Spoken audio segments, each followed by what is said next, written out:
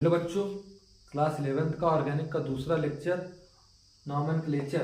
ठीक है, तो पहले लेक्चर में हमने ऑर्गेनिक कंपाउंड पढ़ा। ऑर्गेनिक कंपाउंड क्या होता है? Organic compound carbon hydrogen bond जब कोवैलेंटली बॉन्डेड हो। कोवैलेंटली बॉन्डेड कंपाउंड क्या होते हैं? कार्बन हाइड्रोजन जब क्या हो, कोवैलेंटली बॉन्डेड हो, तब वो क्या होगा? Organic compound. फिर पहले लेक्चर में से बताया था। फिर नॉमेनक्लेचर हम तीन तरह से पढ़ते हैं। तीन तरह से कौन सा? कॉमन नेमिंग या फिर ट्राइवियल सिस्टम। ठीक है, और दूसरा डेरिवेटिव सिस्टम की तरह नेमिंग पढ़ेंगे। ठीक है, और उसके बाद तीसरा आ जाएगा आईयूपीएसी का। तीसरा आईयूपीएसी, ये सब बेसिक है, ये तीनों पढ़ेंगे धीरे धीरे करके। और ऑर्गेनिक कंपाउंड को दो पार्ट में कैसे कैसे पढ़ना था। हाइड्रोकार्बन, दूसरा क्या था? Hydrocarbon derivative. ये फ्लो चार्ट बना दे रहा हूँ, इसी के थ्रू पूरा चैप्टर अच्छे से पढ़ लेंगे। ठीक है, हाइड्रोकार्बन क्या होता है? जनरली हाइड्रोजन और कार्बन से मिला हुआ कंपाउंड हाइड्रोकार्बन। और ये क्या था? एक हाइड्रोजन हाइड्रोकार्बन से हटा के कोई फंक्शनल ग्रुप जोड़ दोगे तो वो क्या हो जाएगा? हाइड्रोकार्बन डेरिवेटिव हो जाएगा। तो हाइड्रोकार्बन में कौन कौन सा था? एल्केन, और दूसरा एल्कीन, और तीसरा एल्काइन। एल्केन कब बोला था? कार्बन कार्बन के बीच में सिंगल बॉन्ड। एल्कीन कब बोला था? कार्बन कार्बन के बीच डबल बॉन्ड। एल्काइन कब बोला? कार्बन कार्बन के बीच में ट्रिपल बॉन्ड हो तो एल्काइन। ये पढ़ा था। ठीक है, इसको पैराफिन कंपाउंड भी बोला था, और इसको ओलेफिन कंपाउंड भी बोला था। ओलेफिन क्योंकि ये ऑयल बनाता था, ओलेफिन कंपाउंड बोला था। इस बॉन्ड को ओलेफिनिक बॉन्ड बोला था। इसको एसिटाइलिनिक बॉन्ड बोला था। ये सब पहले लेक्चर की बात है, जो ना देखा देख लो, तभी समझ में आएगा। ठीक है, ये फिर उसके बाद कॉमन नेमिंग स्टार्ट कर दिए थे। तो पहला स्टार्ट कर दिए थे कॉमन नेमिंग। तो धीरे धीरे करके कॉमन नेमिंग एल्केन का पढ़ेंगे, एल्कीन का पढ़ेंगे, एल्काइन का पढ़ेंगे, हाइड्रोकार्बन डेरिवेटिव का पढ़ेंगे। फिर उसके बाद डेरिवेटिव सिस्टम आएगा, एल्केन का पढ़ेंगे, एल्कीन का पढ़ेंगे, एल्काइन का पढ़ेंगे, हाइड्रोकार्बन डेरिवेटिव। फिर आईपीएससी पढ़ेंगे, एल्केन का, एल्काइन का, हाइड्रोकार्बन डेरिवेटिव। पूरा चैप्टर नॉमेनक्लेचर बहुत अच्छे से क्लियर हो जाएगा। ठीक है, तो पहले लेक्चर में एल्केन का मैंने कॉमन नेम पढ़ा दिया था, ये हो चुका है। तो एल्कीन का कॉमन नेमिंग स्टार्ट करेंगे। ठीक है, एल्कीन का कॉमन नेमिंग स्टार्ट करेंगे। और पहले तो थोड़ा सा बता देते एल्केन का कॉमन नेमिंग कैसे था। तुम लोग अच्छे से पहला लेक्चर देख लो, तभी समझ में आएगा, लेकिन एक बार रिवाइज कर दे रहा हूँ अच्छे से। और तो एल्केन का देखो कॉमन नेमिंग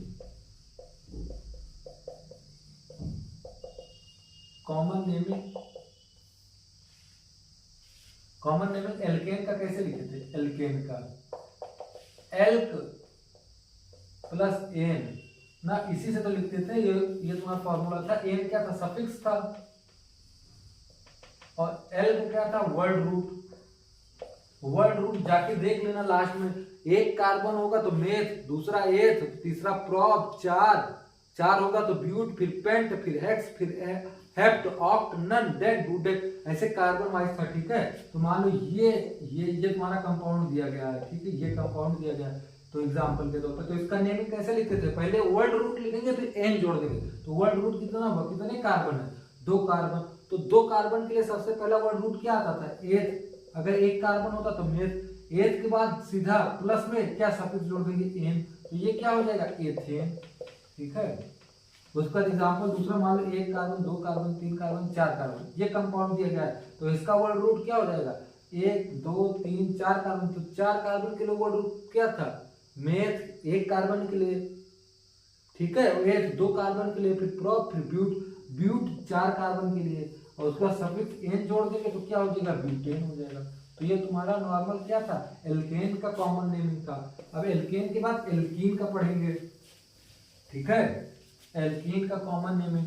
तो एल्कीन का जब पढ़ेंगे ना, एल्कीन का जब कार्बन कार्बन के बीच में डबल बॉन्ड हो, तो एल्कीन होता है। तो इसका फॉर्मूला था एल्क प्लस वाइलीन। ये तुम्हारा फॉर्मूला हो जाएगा। ये तुम्हारा सफिक्स में हो जाएगा चेंज, केवल एल्केन से इतने हुआ, वहां पे एन था, यहाँ पे ई वाइलीन हो गया। और एल्केन मतलब वर्ड रूट ही हुआ। ठीक है, वर्ड रूट ही हुआ। वर्ड रूट मतलब अगर 1 कार्बन है तो मेथ, 2 कार्बन है तो एथ, 3 कार्बन है तो प्रोप, फिर 4 है तो ब्यूट, 5 है तो पेंट, फिर 6 है तो हेक्स, अगर 7 है तो हेप्ट, 8 है तो ऑक्ट, 9 है तो नन, 10 है तो डेक, 11 है तो डू डेक। बस इससे ज्यादा जरूरत नहीं पड़ती, ठीक है। तो एग्जाम्पल के तौर पर ये हो गया। तो एग्जाम्पल मान लो ये है,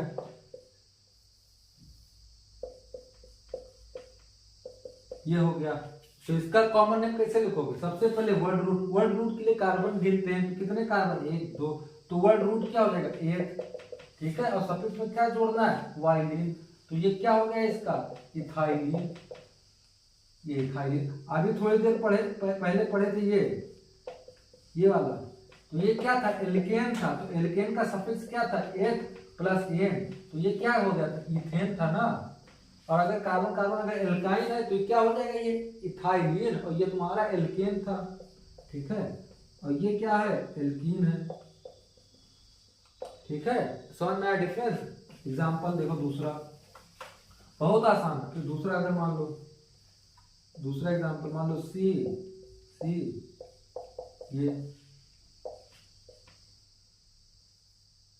ये हो गया, ठीक है। यहाँ कार्बन जोड़ दो अगर हाइड्रोजन, ठीक है। तो इसका नाम क्या लिखोगे? तो सबसे पहले वर्ड रूट रखेंगे। कार्बन 4 बॉन्ड बनाता है, ठीक है। 2 हो गया ये, तो 2 हाइड्रोजन जोड़ दिया, 2 1 3 यहाँ बॉन्ड होना, तो 1 हाइड्रोजन जोड़ दिया, टोटल 4 बॉन्ड, ठीक है। तो सबसे पहले वर्ड रूट गिनेंगे। तो वर्ड रूट के लिए क्या? कार्बन गिनते हैं। तो 1 2 3 4, तो 4 कार्बन के लिए क्या? ब्यूट, तो ये हो जाएगा ब्यूट। और उसके बाद सफिक्स क्या जोड़ देंगे? वाइलिन, तो एक टोटल क्या हो गया? ब्यूटाइलिन, ठीक है। ये ब्यूटाइलिन हो गया, ठीक है। अब एक एग्जांपल हो, देखो एक नोट करके लिख लेना। नोट करके क्यों लिखना? अल्फा बीटा गामा यूज करते हैं क्या? पोजीशन ऑफ डबल बॉन्ड के लिए, ठीक है। Position of double bond, double bond. Example देखो कैसे, मान लो एक कार्बन, फिर कार्बन, यहाँ डबल बॉन्ड, एक फिर कार्बन, ठीक है। कार्बन 4 बॉन्ड बनाता है, तो एक ये बॉन्ड हो गया, तो 3 हाइड्रोजन जोड़ देंगे।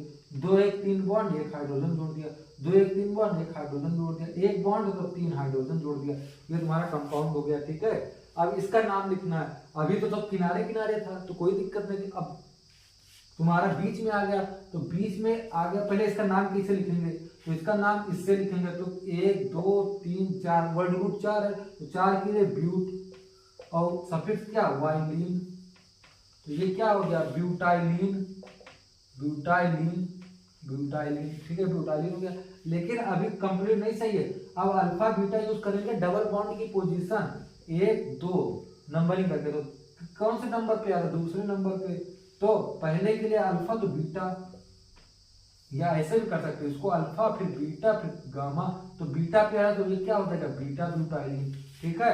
अगर यहाँ पे होता तो अल्फा ब्यूटाइलिन हो जाता, ठीक है। या कुछ भी ना बोलते तब भी चल जाता, ठीक है। तो ये हो गया। उसके बाद आप देखो एग्जांपल हो, अगर ये कंपाउंड दिया गया है,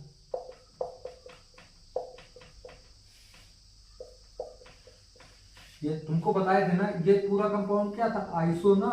आइसो के पिछले लेक्चर में जिसको नहीं पता था, ये आइसो स्ट्रक्चर था ना। और नियो का 5 कार्बन थे, तो इसका नाम क्या हो जाएगा?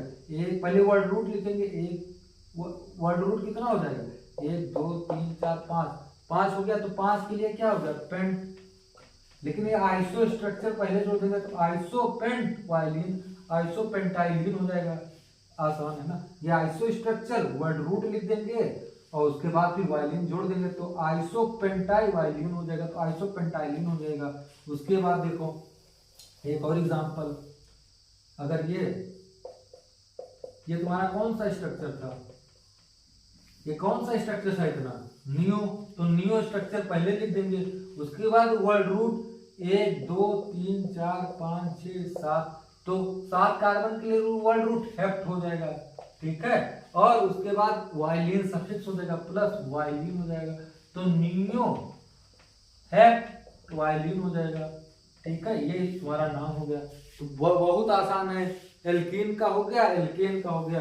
अब तीसरा पढ़ेंगे किसका? Common naming. तीसरा पढ़ेंगे हम लोग कॉमन नेमिंग।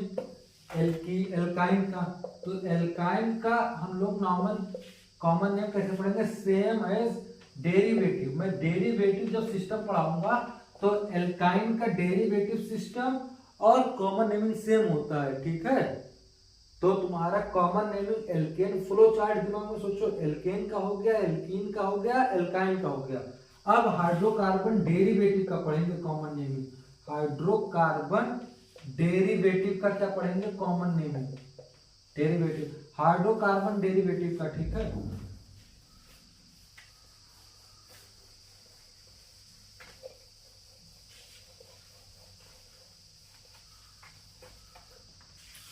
हाइड्रोकार्बन डेरिवेटिव को दो पार्ट में डिवाइड किया गया है। पहला मान लो, जिसमें दूसरा मान लो, ठीक है। पहले में फंक्शनल ग्रुप विदाउट कार्बन,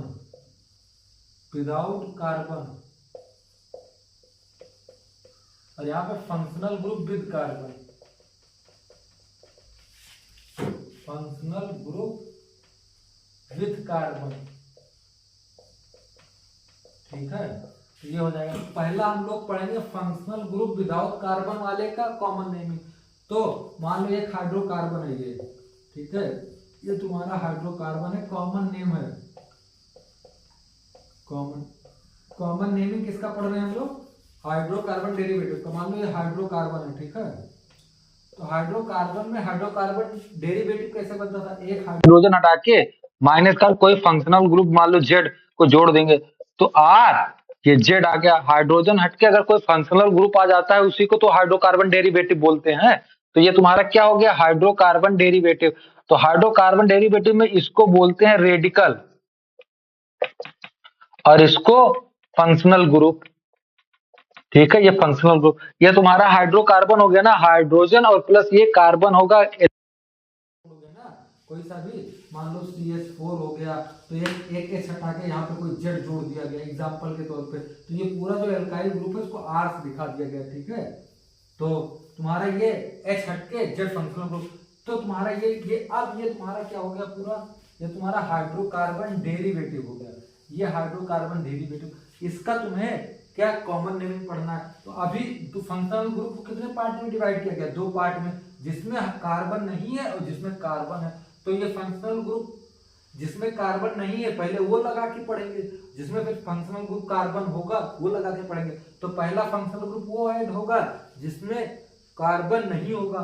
तो सबसे पहला पढ़ेंगे हम लोग कॉमन नेमिंग, पढ़ेंगे किसका, कॉमन नेमिंग हाइड्रोकार्बन डेरिवेटिव का। तो कैसे पढ़ेंगे, तो पहले रेडिकल का नाम लिखेंगे प्लस रेडिकल का नाम प्लस फंक्शनल ग्रुप, और फंक्शनल ग्रुप पहला किसका पढ़ेंगे, जिसमें कार्बन नहीं हो। तो कार्बन के तौर पर तुम्हारा क्या क्या हो सकता है, एग्जांपल के तौर पर OH जिसको अल्कोहल बोलते हैं, ठीक है।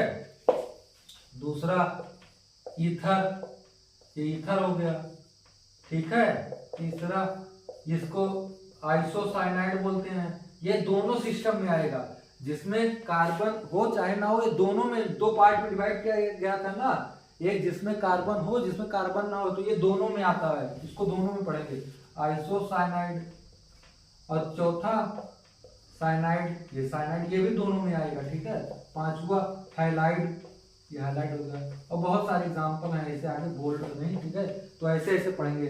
तो तुम्हारा कॉमन नेमिंग हाइड्रोकार्बन डेरिवेटिव के लिए फंक्शनल ग्रुप तो पता चल गया कि कोई फंक्शनल ग्रुप होगा तो नाम डायरेक्ट ऐसे लिख देंगे, ठीक है, आइसोसाइनाइड। और बचा रेडिकल का नाम कैसे लिखेंगे, ठीक है। तो रेडिकल का नाम कैसे लिखेंगे, देखो अगर कोई एल्केन है, ठीक है, अगर एक हाइड्रोजन हटा के जोड़ा जाए तो उसको बोलेंगे एल्काइल, तो उसका रेडिकल का नाम होगा एल्काइल। अगर हाइड्रोजन हटाया जाए तो एल्काइलिडीन, अगर 3 हाइड्रोजन हटाया जाए तो एल्काइलिडाइन, ठीक है, ये हो जाएगा, ठीक है। अब देखो एग्जांपल, ये तुम्हारा क्या हो गया, रेडिकल का नाम हो जाएगा, ठीक है, ये रेडिकल का नाम हो गया। और तुम्हारा कॉमन नाम लिखना आ जाएगा। अब एग्जाम्पल के तौर पे देखो आसान से, अब देखो एग्जाम्पल के तौर पे CH3 ठीक है, ये तुम्हारा हो गया एग्जाम्पल। ठीक है, अब एक H हटा के एक फंक्शनल ग्रुप OH जोड़ दे रहा हूं। ठीक है, तो ये CH3 CH2 OH हो गया। तो ये तुम्हारा क्या हो गया, हाइड्रोकार्बन डेरिवेटिव हो गया ना, हाइड्रोकार्बन डेरिवेटिव हो गया। अब हाइड्रोकार्बन डेरिवेटिव का कॉमन नेम कैसे लिखते थे, रेडिकल का नाम। तो ये तुम्हारा पूरा रेडिकल हो गया, ये रेडिकल का नाम, रेडिकल नेम, और प्लस ये फंक्शनल ग्रुप का नेम, FG लिख दे रहा हूं, फंक्शनल ग्रुप का नेम। ठीक है, फंक्शनल ग्रुप हो गया। तो रेडिकल का नाम कैसे लिखते थे, जितने कार्बन है उतने कार्बन से अगर एक हाइड्रोजन हटा जाए, एक हाइड्रोजन जब हटाते थे तो एल्काइल आता था। ठीक है, एल्काइल का था वर्ड रूट मान सकते हो ना, अगर मेथ है तो मिथाइल हो जाएगा, एक है तो इथाइल हो जाएगा, 3 है तो प्रोपाइल हो जाएगा, 4 है तो ब्यूटाइल हो जाएगा। ठीक है, एक हाइड्रोजन हटा तो YL जुड़ता था, अगर 2 हाइड्रोजन हटा देंगे तो एल्काइलिडीन होता था, अगर 3 हाइड्रोजन हटा देंगे तो एल्काइलिडाइन हो जाएगा। ठीक है, तो एक हाइड्रोजन हटा रहे हैं और 2 कार्बन है तो क्या हो जाएगा, इथाइल। ठीक है, और ये हो गया अल्कोहल, OH को क्या बोले थे, अल्कोहल। तो ये कॉमन नेम क्या हो गया, इथाइल अल्कोहल। ठीक है, अगर यहाँ पे 2 H हटा के 2 हाइड्रोजन 2 OH जोड़ते तो ये क्या हो जाता, 2 H जोड़ देते तो यहाँ पे इथाइल की जगह क्या हो जाता, इथाइलिडीन हो जाता ना, इथाइलिडीन अल्कोहल, इथाइलिडीन अल्कोहल। ठीक है, तो ये तुम्हारा हो गया। तो आज के लिए इतना ही, इतना थोड़ा थोड़ा समझो, आगे फिर से इसको रिवाइज करूंगा, अच्छे से समझाऊंगा। पिछला पढ़ के आना, एल्कीन एल्काइन का कॉमन नेम कि हाइड्रोकार्बन डेरिवेटिव फिर से, और फंक्शनल ग्रुप NCERT से देख लेना, पढ़ लेना। ठीक है, थैंक यू।